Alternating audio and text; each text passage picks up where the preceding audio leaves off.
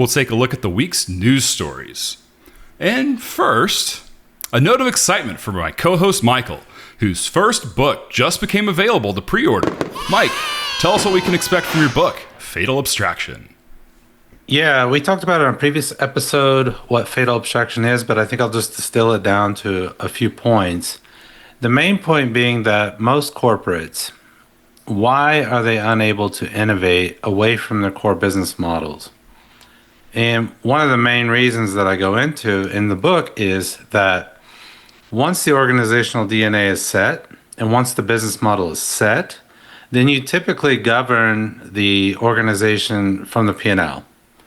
And we're going to talk about the problems with this in AI stories later, the AI washing that you see going on. Once you set those incentives to run the company by EBIT or revenue growth or whatever, however the board is setting those targets, then that is all the executives do. And what tends to happen over time, and this is what I argue causes disruption, is the original model, business model, and customer problems and value propositions that you were addressing and offering to the market. You built and scaled your company on that. As you start to run it from the P&L, you get more and more detached from the reality on the ground. So that's what fatal abstraction means, is that if you govern your organization too abstractly, you will miss the signals from the ground. So I say that corporates run their organizations too deterministically. And this doesn't make actually much sense. So what I mean by deterministically is they'll set targets like EBIT target of 10% when they've only had 5 historically, for example. And then they'll set revenue targets of 10% growth when the market's only growing 3% growth. And the way they then push those targets down is deterministic, meaning the only explanation if you don't reach those targets is your execution below sucks, right? I go into why that creates toxic environments and why it's just fundamentally misaligned with the world we actually live in. There are millions of reasons why you might not meet that target, including that the target itself is bogus, right? That you didn't have a good methodology for setting it. So we've created, through classical management and MBA degrees and that you're getting at universities and the professors that are pushing these, are teaching us these deterministic ways of organizing these corporations. When we graduate, when we go out there, we just squeeze as much productivity, cash, and efficiency as possible out. That is not a good way to innovate.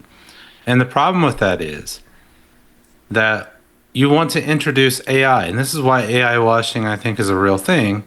AI fundamentally, particularly when we talk about LLMs, is a stochastic machine. So meaning probabilistic. What it's really good at, and this is the way the scientific method is, you sample the environment and you update the weights, right? Mm-hmm. And this is called Bayesian thinking, right? Bayesian probability, where we learned this in grade school. Hypothesis, test, update, right? Yep. Or publish or abandon the theory, right? Those are the options, basically. Persist, pivot, persevere, right? Or perish, right? So for some reason, in science, we do that. In research, we do that. In sports, we do that. When it comes to business, corporates, for some reason, we've abandoned that. We do determinism. And then for some reason in startups, most startups know quite well to do hypothesis, test, update. And they just do it kind of naturally. You have lean startup design thinking. The venture capital process is set up to reflect that process, that you get only a little bit of money to find out if you have nailed the customer problem, you can build the solution. You do that, you get another tranche of money. So the innovation world and the science world has been operating like this forever, but corporate for some reason is not. And so the argument then is, with the rise of AI, it is fundamentally flawed to think that you can put AI into deterministic organizations that are run deterministically and think that that's going to work out very well. They're going to use them deterministically when the power in them is that they're probabilistic, can sample the environment really fast and update. Yeah. So the main argument then is, that organizations, if they hope to really benefit from what AI can bring, the positive things, they need to reflect the way that AI works, which is hypothesize, test, update. And so that would be a fundamental rethinking of how corporate operates from the board downwards. And many people have tried to say that corporate should operate like startups. I don't make that claim. I think you can still operate a known system using hypothesize, test, and update methods. It's just that the probability that your hypothesis is correct is higher than if you're doing something fundamentally new. So lots of arguments packed into the book. We've been fortunate to be, rated #1 as the hot new release coming out in industrial management and leadership. And with a little bit of luck from our listeners and from my network and from friends and family and people that I know, we can boost that to a #1 bestseller. So we would appreciate your help. And the main reason you should read it, because somebody told me who read it. There are 2 people that read it. This is my advertisement to you. I don't know how you're going to feel about this advertisement, but here it is. The first person who read it, she told me, "Oh my God, all of the toxicity and BS that I saw in corporate, your book explains so well. And if I had known that, and if I had read it, I could have fought my way through that much better if I had understood the organizational mechanisms that were going on in the background, the behavioral mechanisms, because I go deep into behavioral methods and what's really going on." The other person said, "My God, if I had read that, I never would have joined corporate." Right? So I think it's a book that will expose a lot of the behavior of your senior leadership. And it's not to say that they're bad people, but it will make you much better understand what's driving them in the system that is in place, the incentives, etc.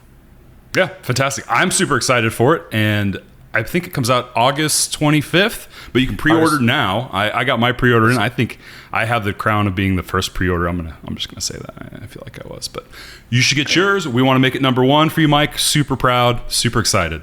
Awesome. All right, let's hop into the news stories from this past week. The U.S. government hit Anthropic with 2 directions: an export control order that knocked its 2 best models offline worldwide. That happened the week before this. And a Pentagon supply chain blacklisting that could cost it billions. Now, cybersecurity experts are calling the whole thing dangerous and opaque. Mike, do you think Anthropic is being unfairly targeted? Well, so Anthropic, from what I read, is suing the government based on this. Now, to sue the government, you're going to have to show harm. And I think there's going to be an issue here because we debated this. Yeah. Is the action of the government versus Anthropic negative towards Anthropic, or is it actually a free gift in terms of advertisement? So that's going to be one of the questions that I would have regarding your question. Well, it's partially due to Anthropic's own marketing. Yeah. Remember when Mythos came out, what was the statement from Anthropic? "This is so dangerous. We need to get a coalition of people together, including the government." Yeah. Right? So that we can release this, be sure that it's ready for release. And in some ways, when you're marketing like that, you're begging to get regulated. That does not mean that what has happened with the policy shifts, and I'm calling them shifts, they're erratic shifts, is a good thing for business in general. In general, for the rule of law, you want it to be predictable. You want it to be known up front to all players and not targeted to individual companies, right? Yeah. So that is just not good for law. And then I read, well, Trump said, yeah, they're not really a national security threat. Maybe they were last week, but now I think they're behaving more responsibly. So that was his response to all this. And again, is this art of the deal? I don't know, right? Like, it's escalate to the point where they have to really, feel the pain, and then maybe you get something out of them. I don't know what that something might be, but that has been a common strategy of his since the very beginning, whether in geopolitics or in business. Is he trying to get a stake? Yeah.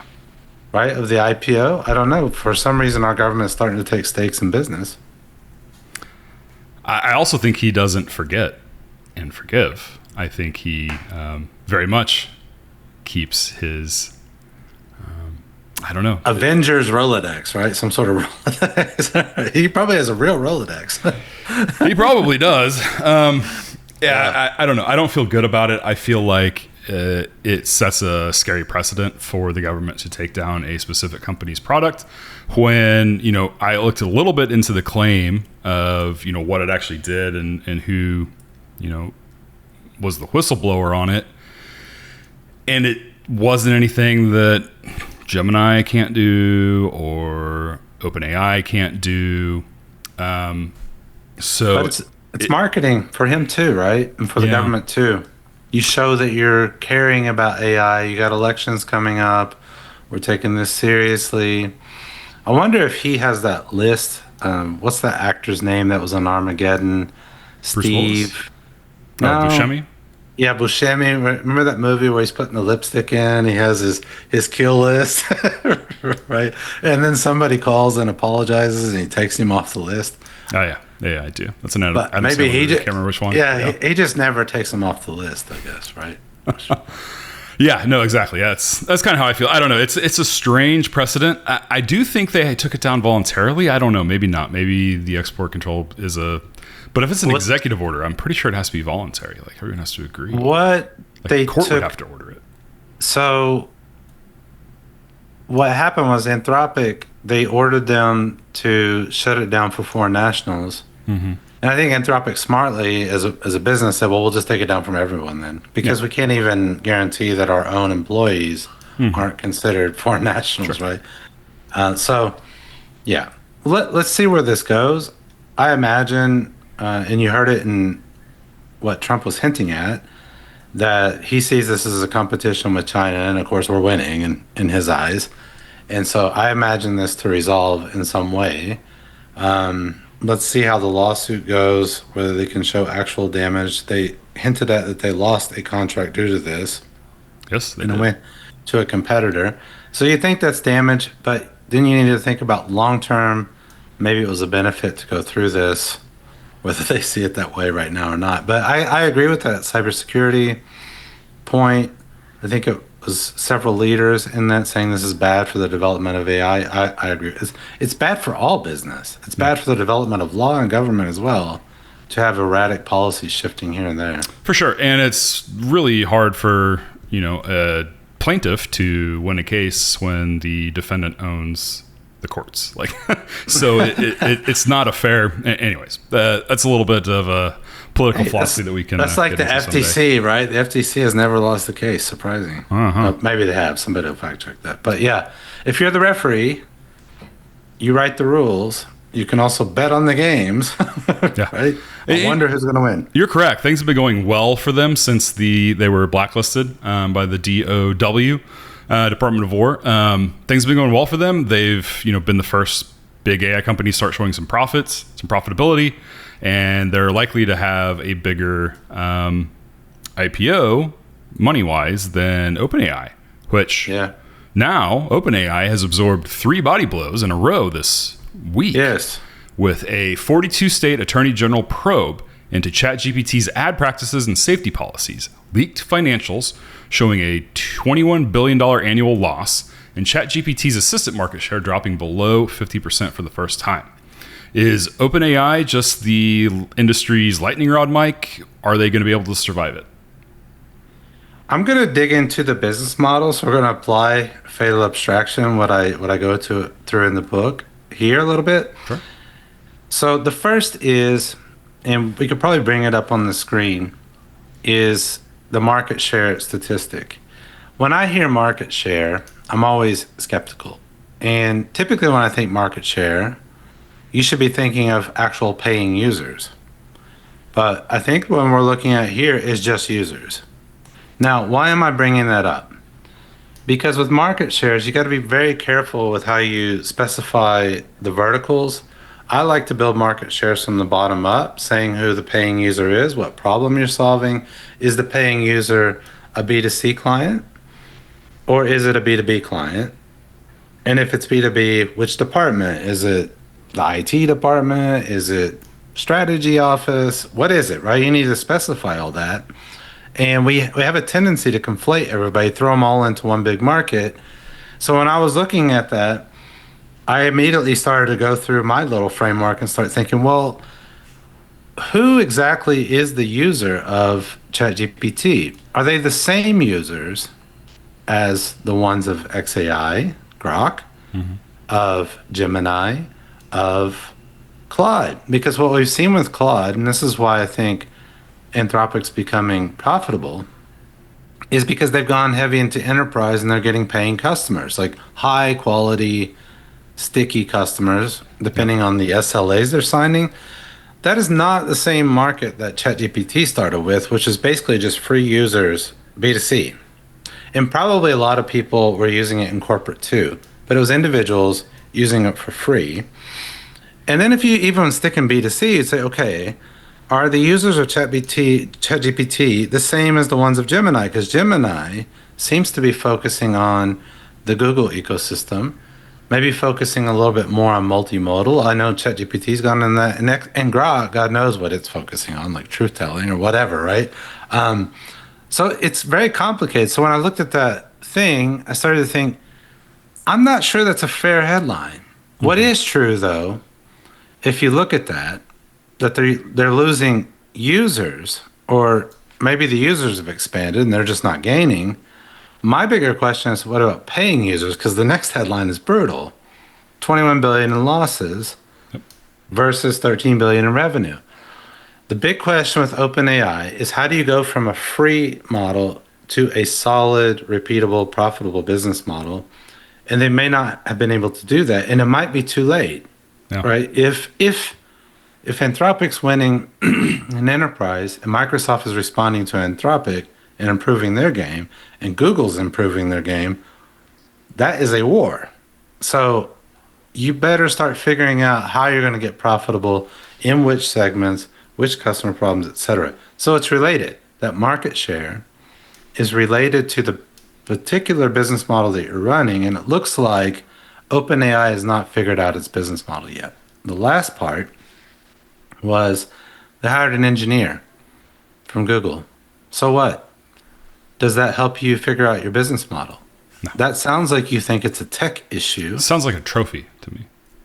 Maybe you're trying to send a signal to the market. Look at this great hire we got. I don't know how much cash you spent on this hire. Probably a lot to pull them away from Google. But it sounds like you need to fix your business model, not come up with a better ChatGPT model. And because right now, honestly, how really distinct are they from one another? I don't think that much. I mean, obviously, like, I'll have a model that I use for one thing versus the other, but exactly. I don't think they're, if one was out that day, I couldn't use it. And that's the problem. It's not a winner take all. Yeah. So they got to find a model and segment and focus. And maybe it's a niche. I don't know. Maybe it's medical. I don't know. But you got to start earning some cash at some point. Well, they were the first on the street, and they were the first, and they've been spending big advertising bucks. And I dare to say the most out of all of them. And it's gotten them a lot of court cases. Like. Goes to another mythology, is that you need to be fast and first. Yeah, no, you don't. Turns out that's not true, and it's often not true. Yeah. Apple was not first. MySpace was first, right? So the other thing was, we talked about that Florida case where OpenAI was being sued by the Florida Attorney General, right? And we said, probably states will copycat. And if 42 of them those aren't only red states, right? That's a lot of states coming after you. So they got to figure that out. Again, though, is that good advertising or bad? I think it's more on the bad side, because you have been pushing your AI as safe, reliable, etc., and they're directly telling you it's not. Like, there's some problems with your transparency and the safety, which will relate to a story later that we'll talk about. Yeah. How transparent do they need to be? No, I think you're right. I think there's something going on at a core level with OpenAI that is causing it to decay from the track it was once on. to now being flat or down. And it's competition as well. I mean, Anthropic's going up. Gemini is stepping up their game across the board, doing deals with Apple. Interesting stuff. Okay, let's look at the other big player right now. That's SpaceX. Yeah. They've agreed to purchase Cursor for the $60 billion in stock that they outlined a couple months ago. Hot off the heels of its record-breaking IPO, the company was briefly worth more than Amazon. Mike, what's your take on SpaceX after a week or so of being public now? I'm not going to change my take. I still don't understand how that business model will create all the cash. Yeah. Now, they just completed one of the pieces of the puzzle. They exercised the option to buy Cursor for $60 billion. Is that right? Mm-hmm. Yep, 60. Yeah. So $60 billion. So Cursor has been making money, right? So revenue, I don't know about profit, right? Because they have a lot of training that they got to pay for as well. But $1 billion in revenue last I checked. So that's an interesting piece. I'll say it again. I say it every week. Starlink's an interesting piece. SpaceX capabilities are interesting. How do you monetize them? And then how do you monetize all that together? What is the business model? What are the customer problems, the value propositions, the solutions, the channels, the revenue models? And then how do you scale that into an ecosystem? It's, again, also emphasize this. It's not that they won't make money. It's the question of whether they'll ever make that much money to justify that valuation. Last we checked, they're over $2 trillion. Are they still holding? I don't know what the market cap was. I didn't look at it, but they were down from, I think at one point they were over 200, like 203 a share or something like that. Now they're back down to like 185 or something like that. Let me look at the market cap just real quick. Yeah, currently 2.437 trillion. That's up. Intraday market cap. So it's definitely up over launch. It was 1.75 and then ended around 2.2 on first day. Yeah, they were above Amazon shortly on market cap, which makes no sense whatsoever. Well, you also sent me some links saying that the Magnificent Seven have shed about 2 trillion in market cap. Yeah, there was some speculation whether those were was that money leaving those stocks and going straight into SpaceX. I don't think it is. And a lot of that was my question. That was my question. Where is that cash going? Mm-hmm. We don't know. It looks like, are they? I think the consensus on that is it seems like it's a correction based on the memory situation. So all of the memory orders that were placed, or hardware orders that were placed, have now been resized, downsized, because there's not as much memory to go around and those prices are skyrocketing, so people aren't buying as much as they thought. OpenAI, for instance, cut its data center spend for this year in half, projected spend, I think from 100 to 50 billion at one point. But so things like that, it's a correction from that is why. It would make sense for NVIDIA though, would it? Like they should actually benefit from the price increase. Yeah, I don't think so. No? I don't think so because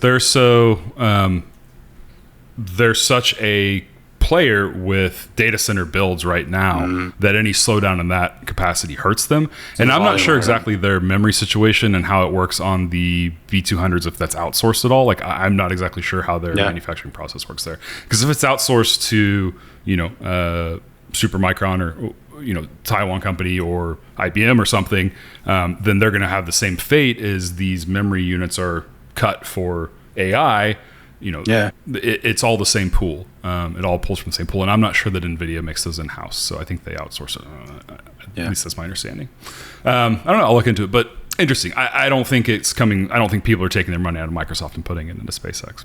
I think it's not. That's not what's happening. Anyway, interesting. We'll keep our eye on that one. I am sure. I will. Maybe they're putting it into what's next. Maybe the money's going to Polymarket. Oh, Polymarket. They might be. Polymarket, 140 million views, 1,900 bets. 0 of them were real. The Wall Street Journal released an investigative piece that claims Polymarket paid monthly salaries to influencers to place prediction market bets on a website that was fake. Mike, I hate prediction markets and believe they actively subvert state gambling regulations. What about you? What do you think? I took this in another direction. Probably doesn't surprise you. I wanted to go to the ethical question. Uh-huh. So, and I'm going to ask this to you. How does what was going on differ from just the run-of-the-mill endorsement video from a celebrity, right? Like, do you believe celebrities actually use the products that they're pumping? Right. And a lot of marketing is just actors, right? Really nice-looking actors. And so the thing I was thinking about is it's really hard to establish the boundaries between legit marketing. Yeah. And in startups too, there's often this fake it till you make it. Are you aware of what that means? Like, Yeah. yeah. So there have been companies that you wanted to test whether people would buy shoes online. You get like a fake front there, and it's supposed to be algorithm generated, and you just get a team in the background negotiating it, and then you call in the order to some real store. So you're just trying to test whether the demand is real by faking the business operation, the business model, right? Yep. But sometimes that fake it till it make it only ends up in fake it, like Theranos, right? Yeah. That's the most famous one and brutally unethical Elizabeth example. Warren, right? Elizabeth, not Holmes. Warren. Holmes, right? Warren's. Yeah, well, Warren's the that's a different kind of I think, yeah. marketing, yeah. So that's the Congress one. Oh yeah. Politician. Yeah, the senator. Yeah. She's gotten in trouble for her own marketing. So what is the boundary, and is it unethical to suggest that people are making similar type trades, but those trades that were shown in the videos are not real? Yeah. I think that's not an easy thing to answer. Yeah. Elizabeth Holmes is Theranos. Elizabeth Warren is a politician. Lorraine Warren is the Conjuring lady. Okay. Just had to get that straight for everybody. Hey, and isn't it funny that all three that you mentioned circle around legit marketing and fraud? Yeah. Yeah. Yeah. I've got a prediction markets are something I just loathe. I can't stand them. I think they're terrible for society. I think we have an issue with gambling. I've seen it destroy lives. I've seen people commit suicide from gambling. I've seen marriages be torn apart from gambling personally on my friends. Yeah. And it's not a good thing. There's nothing good about gambling. There's just not. Maybe few people win. Most people don't, though. And the thing that you see is people by winning. Design. That's by design. Yeah, absolutely. The house is the house for a reason. Well, prediction markets, I will give them that. They're a little bit different than the house. They take a fee versus, so it's like an ante maybe they take from each, you could say, versus, the house wins. You're not playing the house, but they still have a stake in everything and getting people on the platform to gamble their money away. And,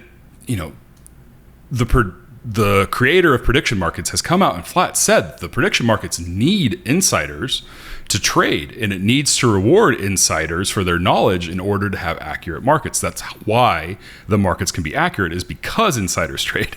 So it's like a needed characteristic of how these things work in order for them to be used as accurate predictors. It's happening on the stock market too. Let me ask you another question. And I think people have really difficulty distinguishing between two things. One is, it is one thing to say, I morally condemn gambling. Yeah. I morally condemn Polymarket. That's a different statement from they should be illegal or not. Right? Because there are many people who find drinking problematic, morally, ethically, for the similar reasons you stated. You could just list them. Causes marriages to break up, leads to abuse, leads to health problems, etc. So I'm wondering, what is your take? Should it be legal but morally condemned? You can hold that position. You can hold the position it should be both illegal and morally condemned. We tried that with prohibition. Yeah, didn't work so well because you just force it into the black market. Or you could say, well, I think it should be legal and I don't have a moral problem with it either. It's kind of like, I'm kind of in I'm not a person who would ever really gamble. I did $100 once in Vegas. Not for me. I lost it. And that was enough to convince me. What do you mean? There was a whole movie about you and Vince Vaughn gambling. Yeah, exactly. But should it be illegal? Do I morally condemn it? I don't know, but I agree with you. Like, it clearly causes people a lot of issues. Yeah. So for me, calling it gambling is in effect calling it illegal because depending on what state you're in, because states have their own gambling laws. And the fact that you're calling this sports gaming, sports betting, sports gambling immediately would make it illegal in my state. However, you can hop on because it's a prediction market loophole, and I can hop on and bet from my state without. With a major exception, because I was just in Broken Bow. Mm-hmm. Major exception with gambling. I'm in Oklahoma, by the way. In Oklahoma, yeah. Right? So on the tribal lands, you can have casinos. Yeah. And I'm wondering if Polymarket, those types of things could come next. Is something they could also do. Yeah. Because there's a loophole why the tribal lands, the tribes are able to run those casinos. Yeah. So it's just an exception. I find that an interesting exception because I'm from Oklahoma. I always found that really cool. Is it good for Oklahoma? There's been a boom in development around those places, right? It's good for certain Oklahomans, sure. What it's done to people's lives outside of that, outside of the tribe, who knows? Well, yeah, this is the whole thing with money is that wealth isn't created. It's moved from one place to another place. So if somebody's pooling a lot of money, it's not like they created money. They have taken it out of other people's pockets, either with a good or service that somebody wanted, or with gambling or addiction or something. So this is something it's that called zero sum, right? Zero sum is where one person wins, another loses. Yeah. Now the government can, put money into the system, but people like you and I aren't going to ever have that money. We have money that is transferred to us from other people. That's just the way that. Well, how do you feel about lotteries and then the stock market? Well, that's the thing about the Oklahoma casinos is my issue with them is that they're also a loophole because they're operating on everything is fundamentally bingo. So bingo was legal in Oklahoma, and the way that they made table games legal here at first, it may have changed because I'm not up to date on this at all, but at first they had to make it a variation of bingo for order to be legal. So, I would go to blackjack, and I don't think you have to do this anymore, but if I went to a blackjack table at a native casino, I would have to pay an ante to the house every hand I played. And that, for some reason, that transaction somehow made it a variation of bingo. So it was also a loophole at first. I think now it's been modified where it represents more the Vegas type casino than what it used to be. But that's how they originally became what they are today, is a big loophole. And the tax money they generate and everything, I am sure, is just a force that no one will ever want to disturb again.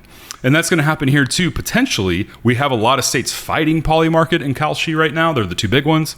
They want a piece. They may end up with a piece, and it may just be here to stay. I also have a problem with, if Truth Social ever launches its truth markets, I'm going to have a real big problem with that. So we'll see when we get there. I don't know. Yeah. It frustrates me a lot, these companies that get by on these loopholes where it's clearly gambling. You're just calling it something differently. It's crazy to me. Hey, you've just watched a clip from Show Your Priors podcast. Check out our main channel for full episodes. We have a new one every Tuesday. If you liked what you saw, give us a like and subscribe. It's free for you and helps us out a ton. Did we miss something during our discussions? Let us know in the comments below. Thanks, and we'll see you on the next one.